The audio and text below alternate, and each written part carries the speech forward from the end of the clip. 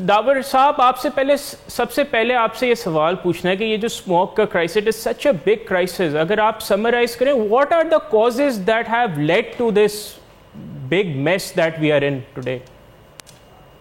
जी जी मोइज देखें, ये दुनिया के डिफरेंट ममालिक ने अपनी डेवलपमेंट की ट्रैजेक्टरी दौरान फेस जरूर किए हैं चैलेंजेस। हमें पता है कि हमारी इकोनॉमिक एक्टिविटी बहुत ज़्यादा लिंक्ड है इंजन और तेल के यूज़ से।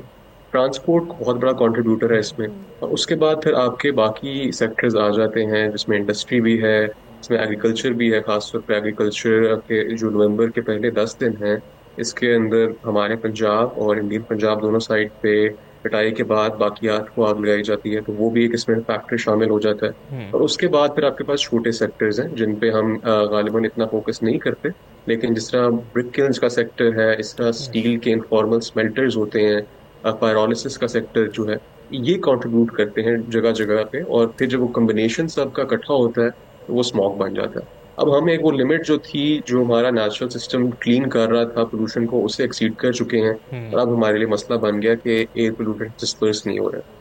बिल्कुल। और दावर साहब, ये तो आपने सुना ही होगा कि पंजाब हुकूमत ने कुछ इकदाम लेने की अनाउंसमेंट की है।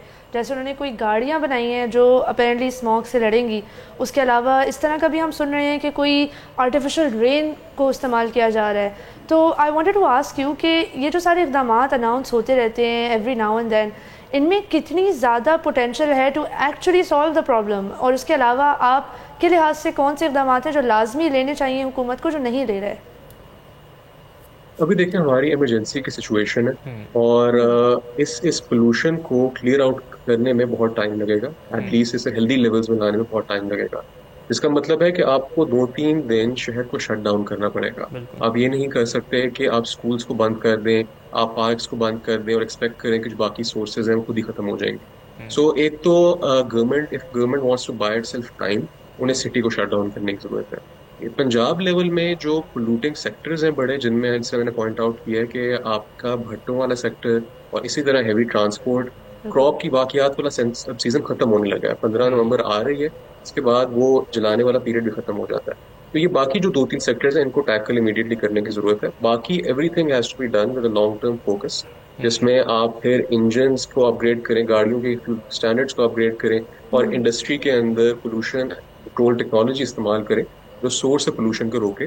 एक दफा पोल्यूशन एनवायरनमेंट में आ जाती है, उसे कंट्रोल करना बहुत मुश्किल हो बिल्कुल। जाता है। तो पहला ऑब्जेक्टिव ही होना चाहिए कि पोल्यूशन को आपको एनवायरनमेंट में आने से ही रोकना है, और वो पोल्यूशन कंट्रोल टेक्नोलॉजी से होता है।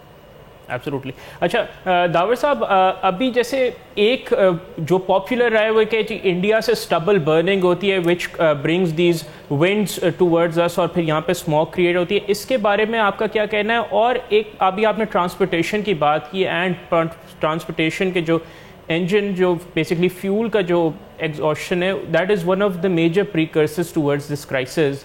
अगर हम इसको लॉन्ग टर्म बेसिस पे अगर हल करना चाहें, और लाहौर में एक पब्लिक ट्रांसपोर्ट का बड़ा वसी निज़ाम है, इस सबको हम जोड़ के किस तरह कर सकते हैं अगर हमें लॉन्ग टर्म बुनियाद पे स्मोक के ऊपर काबू पाना है? वही मैं इसमें ना पहला आपका जवाब दे दूं। जो इंडिया से कंट्रीब्यूशन है, वो अभी तक हमारे यहाँ पे कोई सॉलिड असेसमेंट नहीं है। हमें जो फैक्ट मिलते हैं वो ये है कि नवंबर के फर्स्ट 10 डेज में इसका कंट्रीब्यूशन स्टबल बर्निंग का 30 से 50% के दरमियान हो सकता है। और फिर बाकी 50% हमारी लोकल सोर्सेज है। और आफ्टर नवंबर 10, आफ्टर नवंबर 12 वो खत्म होता जाता है कंट्रीब्यूशन, और फिर हमारी सिर्फ लोकल सोर्सेज रह जाती है। तो अब उस पीरियड में हम एंटर होने लगे हैं जिसमें सारी पोल्यूशन लोकल सोर्सेज से होगी। इंडियन स्टबल बर्निंग जो होती है वो होती है चावल की कटाई के बाद, और इसी तरह उसका तकरीबन 1/2 या 1/3 हमारे साइड पे भी होता है। चावल की कटाई होती है और फिर उसके बाद बिल्कुल। बाकी आपको जलाया जाता है। अब विंड किसी के कंट्रोल में नहीं है, विंड ना इंडियन गवर्नमेंट यस। कंट्रोल में ना हमारे कंट्रोल में। सो हमें ये रिकग्नाइज करने की जरूरत पड़ेगी कि हर साल ये प्रोपोर्शन डिफरेंट होगा। इस साल गालिबन ये हुआ है कि गवर्नमेंट को फील हो रहा है कि वहां से ज्यादा विंड आ गई है जो पोल्यूशन कैरी करके लाई है, और इसी तरह उनको भी ये किसी कई सालों में फील होता है कि वो इस साइड से जा रहे हैं। तो इस पे तो गवर्नमेंट्स को मिलकर बैठना पड़ेगा, और आपको प्रॉपर साइंटिफिक असेसमेंट करनी पड़ेगी कि किस साइड से कहाँ पे कितनी कंट्रीब्यूशन आ रही है, और फिर उस हिसाब से दोनों साइड अपनी ग्राउंड लेवल एक्टिविटीज करेंगी कि इसे कर्टेल कैसा किया जाए। दूसरा एब्सोल्युटली। जो आपने कहा पब्लिक ट्रांजिट का, लाहौर में दो बड़े पब्लिक ट्रांजिट प्रोजेक्ट्स हैं। लेकिन उसके अलावा क्योंकि लाहौर की आबादी, अगर आप रिसेंट 2023 का सेंसस देखें, तो तो लाहौर सिटी की जो डिस्ट्रिक्ट है उसकी आबादी 15 मिलियन हो चुकी है। लाहौर डिवीजन की आबादी इज 22 मिलियन नाउ, वो 2 करोड़ लोग हैं।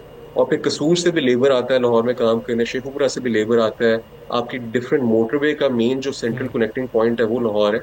सो इस शहर में एट एनी गिवन पॉइंट आपको समझना चाहिए कि 1.5 crore people are active, yes. उनके साथ गाड़ियां एक्टिव हैं और उनकी आपके ट्रांसपोर्ट नीड्स फिगर आउट करनी है। अब वो उनको बाइकों के हवाले नहीं कर सकते, उनको सिर्फ गाड़ियों के हवाले नहीं कर सकते। बिल्कुल। लाहौर में जो रिसेंट फिगर्स आए हैं पंजाब एक्साइज डिपार्टमेंट के, वो कहते हैं 5.2 million motor bikes wow. Lahore में अभी रजिस्टर हो चुकी हुई, जो कि आपके मुल्क का, अगर मुल्क में 30 मिलियन है तो उसमें सिर्फ 5.2 मिलियन लाहौर में लाहौर रजिस्टर्ड है। में। सो ये आपको फिगर आउट करना पड़ेगा मैसिव स्केल पे, public transit, public buses, tram services, हर चीज आपको लानी पड़ेगी ताकि लोग अपना बाइक से शिफ्ट होके, रिक्शों से शिफ्ट होके वापस पब्लिक ट्रांसपोर्ट पे आए और उधर से आप बहुत ज्यादा पोल्यूशन कंट्रोल कर सकते हैं। सब्सक्राइब करें और बेल दबाएं ताकि कोई खबर रह न जाए।